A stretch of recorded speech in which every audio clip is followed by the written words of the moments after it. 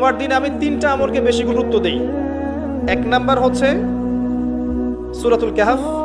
যেটা আপনাকে মাসিহুদ দাজ্জাল থেকে বাঁচাবে। 2 নাম্বার বেশি থেকে বেশি দরুদ পড়া, এই দিন দরুদ পেশ করা হয় নবী সাল্লাল্লাহু আলাইহি ওয়াসাল্লামের কাছে। আর 3 নাম্বার এটা যেটা আপনাদেরকে শেয়ার করছি, সেটা হলো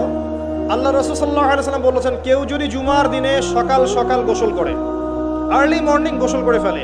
একদম ফরজ গোসলের মতো, এবার সবচেয়ে উত্তম কাপড়টা পরে, নোংরা কাপড় না, বেস্ট কাপড়টা পরে,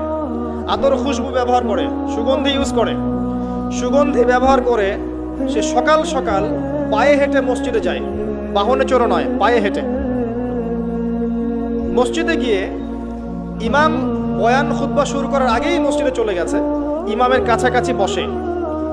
কাউকে কষ্ট দেয় না, ইমাম খুতবা দিচ্ছে সে চুপচাপ শুনছে, কাউকে কষ্ট দেয় না, এমনকি পাশে কেউ কথা বলে তাকে এতটুকু বলে না চুপ করো,